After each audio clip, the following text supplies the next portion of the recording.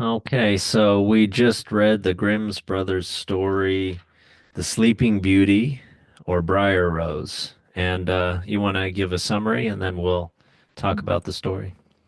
Mhm. And so there was a kingdom, and the king and queen had difficulty having a child. And I think one day yeah, she actually becomes pregnant, and they're overjoyed. And Well, she's like yeah, bathing outside yeah, in a pond, and then like a frog comes up out of the pond onto the land and says, you'll have a child within a year. hmm yes, and yeah, that comes true. And she gives birth to a girl, and they name her Briar Rose. And to celebrate that, the king and queen decide to throw a grand feast and celebration. And the king decided to invite the wise women of the kingdom. And um, there's 13, but he only has enough golden plates to invite 12. So he decides that one will have to be left out. So when the celebration starts, the 13th wise woman, she that is left out, she feels enraged about it. Um, so as the after the 11th other wise women give their blessings to Briar Rose, and they give her like blessings of beauty and kindness and all these virtues. She interrupts the 12th wise woman, and she says that on her 15th birthday, Briar Rose will prick her finger on a spindle, and she will die. And then she goes away. So after hearing that, the 12th wise woman, she decides that she can't undo the curse, but that she can soften it. So she says that on the 15th birthday, when Briar Rose pricks her finger, she won't die, but she and the kingdom will fall into a deep sleep for 100 years. And so like, the years pass, and the king and queen are very protective of Briar Rose, and I think they take away anything that they like destroy all the spindles in the kingdom, and I think maybe just anything that might be dangerous. Uh, but then her 15th birthday comes, and they decide to go away that day. So yeah, on the day of her birthday, Briar Rose starts exploring around the castle, and she goes into all the rooms she wanted to see. And she eventually notices a tower outside the castle, or I don't know if it's There's a within or tower outside. in the castle. Um, okay, so yeah, she finds a tower in the castle, and she climbs up and notices a rusty key on the door on top of the tower. And she opens it, and she finds an old woman there with a spindle. And I think she is spinning something, uh, Yeah, flax. flax. And she asks the woman all sorts of questions about the spindle, and she wants to try it for herself. So the old woman agrees, and the moment Briar Rose uh, starts trying to use the spindle, she immediately pricks her finger on the needle part. And when that happens, Pyro, she immediately falls onto the bed in the tower, and she goes into a deep sleep. And so does the entire kingdom at that moment, like even the trees and birds and animals and the wind. Um, it just becomes completely asleep. Well, they were going to have a celebration, right? So there's Mhm. all the nobility, I guess, gathered in the throne room or, Mhm. you know, and yeah. And yeah. Yeah, even they mention even the flies on the walls go to sleep Mhm. and the cook is about to like grab the hair of his boy to like punish him for something, and then like everybody just goes to sleep right in the middle of it. Mhm. And King and Queen had just gotten back from their excursion and they also fall asleep. Um, so after that, years pass and like thorns grow over the castle and um, yeah, it just kind of becomes overgrown with those plants. And the story spreads of Briar Rose and her beauty and the kingdom having fallen to sleep. So the princess prince uh, several princes from the outside they try to get past the thorns at the castle to try to reach Briar Rose, but they fail and they even get caught on the thorns many times and they die there. So yeah, that keeps happening a lot. And towards the 100th year, um, this other prince, he's fascinated by the story and wants to try himself to get to Briar Rose. So he speaks to an old man about it, and the old man like warns him against it, but he doesn't listen, and he's determined to go. Uh, so he tries, and since by the time he goes, the 100th year had just passed, he actually finds that the thorns aren't there anymore. Like they had been replaced with roses, and they part ways actually to let him inside the castle. And when he's in the castle, he notices the entire kingdom asleep, including the court and the animals and everything we had mentioned. And he eventually makes his way uh, into the castle and finds the king and queen asleep, and he keeps going further and further and reaches the tower where he finds Briar Rose. Yeah, he's taken by her beauty and stuff, and he kisses her. And when that happens, Briar Rose awakes and smiles at him. And in that moment, the rest of the kingdom wakes up. Um, so they, and life is kind of like exactly as it was before the moment they went to sleep. So the cooks in the kitchen are actually just continue going about their day. And I think the other cook finishes hitting the kitchen boy and stuff. Um, so the prince and Briar Rose they go back down. They go down the tower and back into the court. And I think there's a celebration. And they get married and live happily ever after. Yeah. Yeah.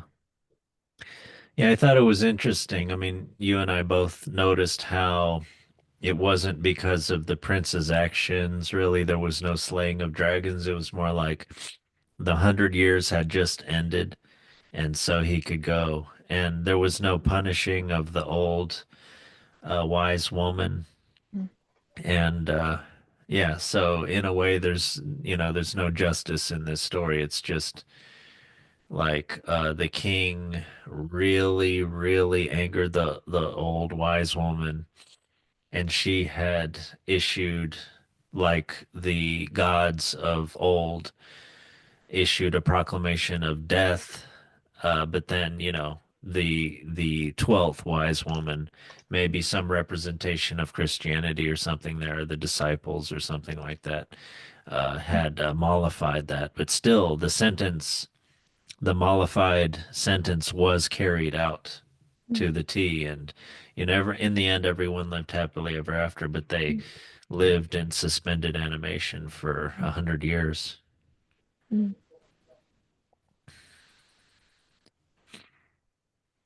But yeah, you and I are talking. The old tower maybe represents like, so the castle could represent, and often does, represents a place, I should say a palace, represents a place where all someone's needs are met. mm, And they were her parents were a modern version or an ancient and a medieval version of bulldozer parents where they get rid of all the spindles. There's mm, obviously just like in many stories where there's a prophecy, a bad prophecy, like people do everything they can to prevent it from happening, but then of course it ends up happening in mm, some way they had not foreseen. And this one seems like it ends up being fulfilled by an agent that was seemingly was the wise woman that had issued issued the death mm, sentence. When when Briar Rose goes up into the tower, uh, there's some interesting details there. It's a winding staircase. There is a rusty key already in the mm, lock. The door springs open. It's like it was all supposed to happen. mm, The rusty key I found interesting. You almost wonder if like that tower was there the whole time. mm, That tower and that room with the old woman in it, it's mm, almost as if it was waiting there her whole life. And then finally, when her parents are gone, her parents who are very protective of her when they're gone that one day on the day of her maturation. May, maybe it's an old day of majority back then, 15 years old, in the Spanish cultures in America, that's when you become a woman, that's your bat mitzvah. mm. But yeah, yeah, it's almost like it's an eerie kind of detail. It was waiting Yeah, to happen that whole time. yeah, and that old woman doesn't seem questioning or bothered by Briar Rose just showing up. And Well, that's kind of obviously, I like, mean, yeah, it's probably the, she's waiting for her. yeah. That's the reason she's in that room.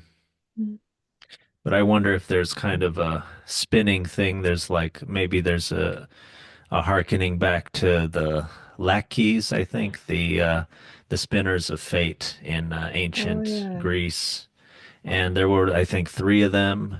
And so maybe that has something to do with the wise woman being the 13th.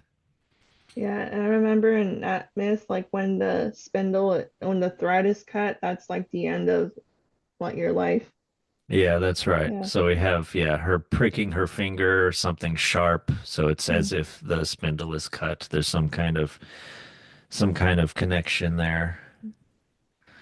And also, yeah, spindle, maybe some traditional implement of like girl becoming a woman, doing the so-called woman's work. And she's never seen one before, and so she's, utterly innocent. And she's never kissed a boy, presumably, and later on she gets kissed. So you have many kinds of details about her becoming mature. yeah, and like the blood part, maybe about menstruation or Yeah, something. exactly. Yeah. Exactly. And even maybe the prick in some way. It's wounding has to do with maturation and like uh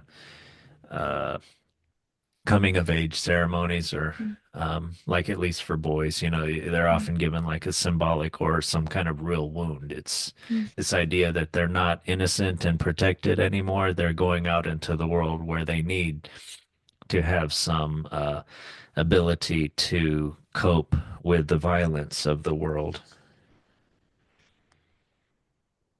But in this story, she stays in the castle the whole time, in the palace the whole time, but, you know, death and everything comes to her. The woes of the world come to her.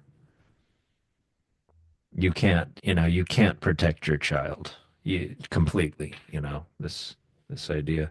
But yeah, I did wonder about the king only having 12 plates and there being 13 wise women. Obviously seems like a very big oversight or something. Mm. That's basically what makes this story, besides the vengeance of the wise woman. Yeah, it's just very odd.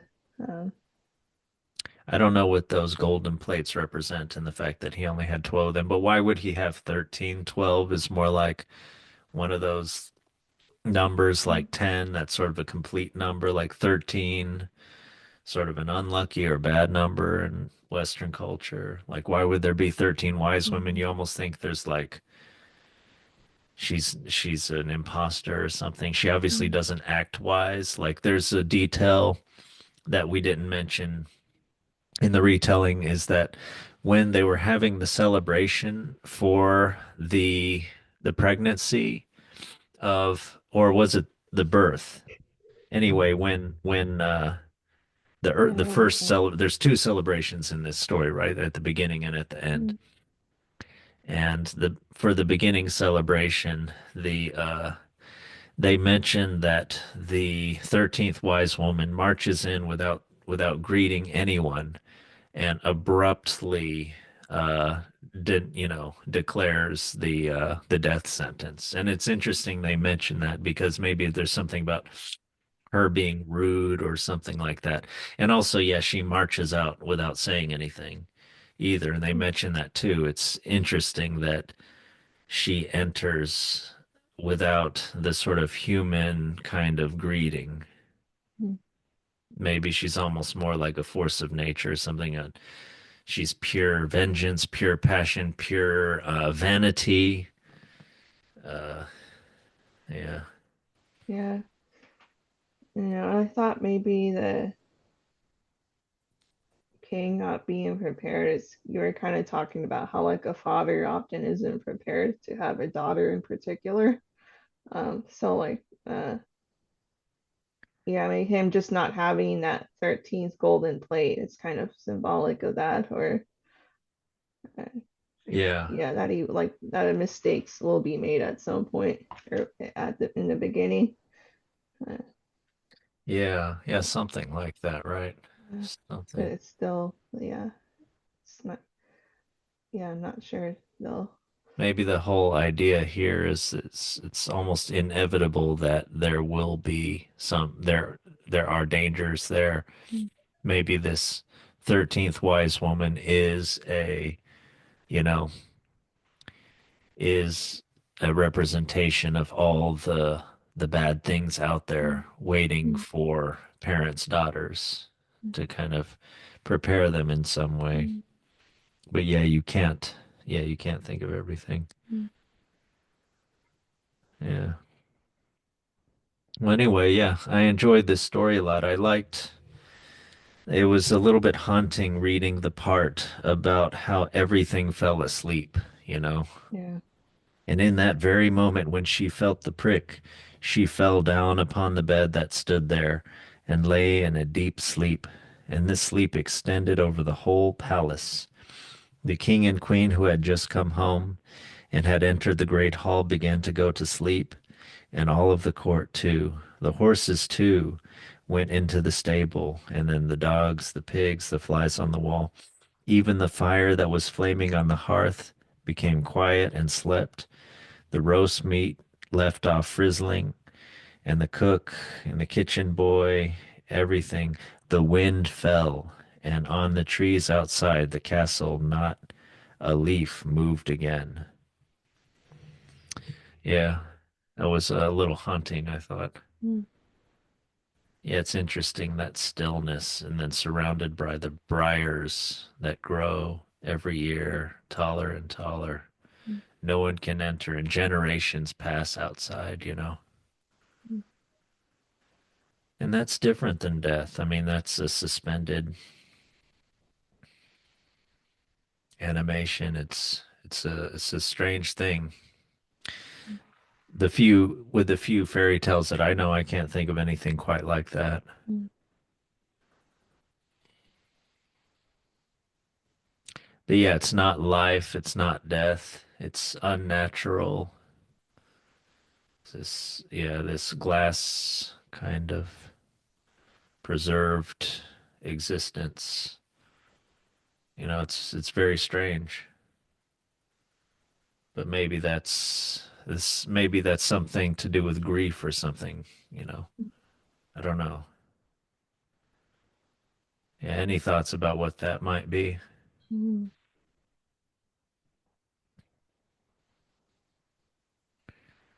Yeah, I don't I don't understand that. know, like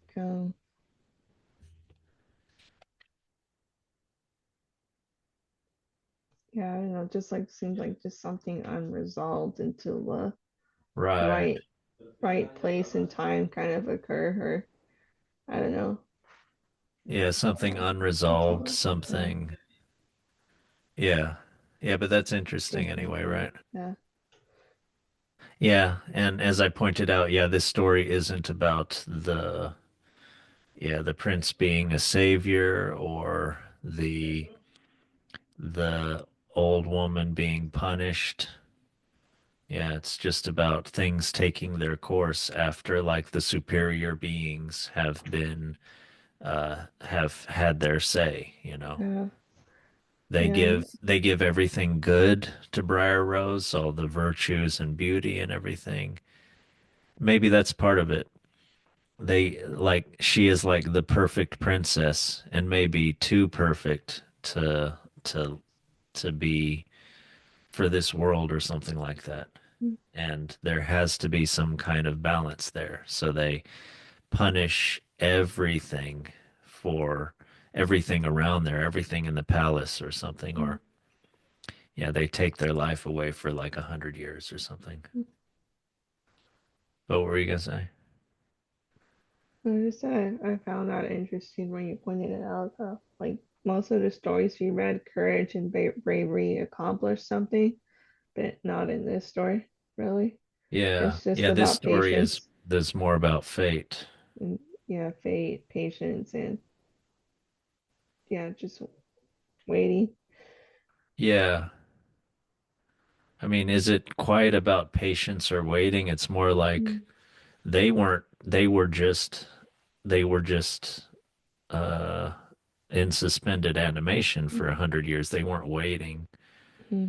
Everybody else was waiting, but everybody else forgot. Like generations went by and they just thought this was how it was going to be forever, probably. You know, don't try your luck there. You know, there's been many people that have tried this briar patch and then they've passed away from their hubris or whatever it was, from their, you know, ignorance, the naivete. But anyway, yeah, it seems like this story is more about the superior forces will have their way. And it is a little bit they are a little bit like the gods of yore in but maybe like with a positive kind of repainting of them a little bit because the 12 of the 13 ones are good and they give all blessings, they give all good things. And then only one of them is jealous, wrathful, and everything, sort of like Hera from Zeus's wife or something. Okay, well, yeah, maybe we'll see more parallels with this story a little bit later. Mm-hmm. Take care.